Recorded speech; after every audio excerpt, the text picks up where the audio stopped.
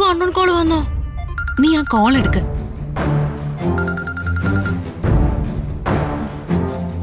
Hello. 6 പേരല്ല, ആ 4 പേർ. നിങ്ങൾ അതിന് പിന്നാലെ പോകരുത്. പോയാൽ നിങ്ങൾ ഊരാ കുടുക്കിലാകും. ഹലോ, നിങ്ങൾ ആരാണെന്ന് പറയൂ. കോള് കട്ടായി, നീ തിരിച്ചു വിളിക്ക്. ഏയ് വിളിക്കണ്ട. എനിക്കും വൃന്ദയ്ക്കും വന്ന കോൾസ് തിരികെ വിളിച്ചപ്പോ കേട്ടത് തന്നെ കേൾക്കും. നിങ്ങൾക്ക് വന്നതുപോലെ തന്നെ നമ്പർ ഐഡന്റിഫൈ ചെയ്യാൻ പറ്റുന്നില്ലല്ലോ. ഇപ്പൊ ഈ കോള് അനുവിന് വന്നു. ഇനി ഈ കോള് ഷൈനിക്കും മേഘയ്ക്കും വന്നേക്കാം. ഷൈനി, നമുക്ക് നമ്മുടെ പഴയ സിം മാറ്റി പുതിയ സിം എടുത്താലോ? എന്തിനാ പേടിക്കുന്നേ? കോള് വരട്ടെ. എന്താ മെസ്സേജ് എന്നറിയാലോ. 3 തവണ 3 പേർക്ക് കോള് വന്നു. പക്ഷെ ആരാണെന്ന് മാത്രം നമുക്ക് തിരിച്ചറിയാൻ പറ്റുന്നില്ല. എല്ലാം മുന്നറിയിപ്പുകളാ.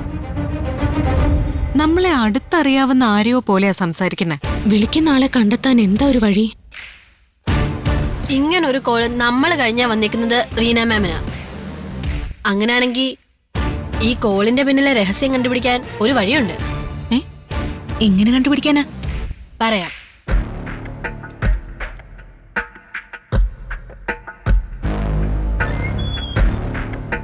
മാം, ഞങ്ങൾക്ക് അകത്തേക്ക് വരാമോ? കേറി വാ.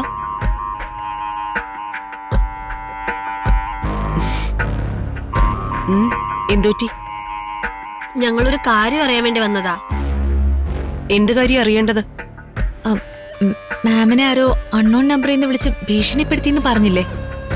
അതൊരു ഭീഷണി കോളാണെന്ന് ഞാൻ പറഞ്ഞില്ലല്ലോ. അതൊരു ഇൻഫർമേഷൻ കോളായിരുന്നു.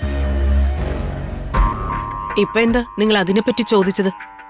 ആ നമ്പർ ആരുടേതാണെന്ന് കണ്ടെത്താൻ കഴിയുമെന്ന് മാം ഞങ്ങളോട് ചോദിച്ചില്ലായിരുന്നോ? ആ പ്രശ്നം ഞങ്ങൾ സീരിയസ് ആയിട്ട് എടുത്തിരിക്കുക. എന്നുവെച്ചാ ആ കോൾ ചെയ്ത ആളിനെ നിങ്ങൾ കണ്ടെത്താൻ പോവാണോ? മാമിന് അങ്ങനൊരു കോള് ചെയ്തത് ആരാണെന്ന് അറിയണമല്ലോ. ഞാൻ അന്ന് ചോദിച്ചപ്പോ നിങ്ങളെ കൊണ്ട് കഴിയില്ലെന്നല്ലേ പറഞ്ഞത്? ഞങ്ങളും ആദ്യമായിട്ടല്ലേ ഇങ്ങനൊരു കോള് കണ്ടത്. പെട്ടെന്ന് എന്ത് ചെയ്യണമെന്ന് അപ്പ അറിയില്ലായിരുന്നു മാഡം. ആ കോളിന് പിന്നിലെ ആളെ കണ്ടെത്താനുള്ള ടെക്നിക് വല്ലതും നിങ്ങളുടെ കയ്യിലുണ്ടോ? അതും ഞങ്ങളുടെ കയ്യിലില്ല.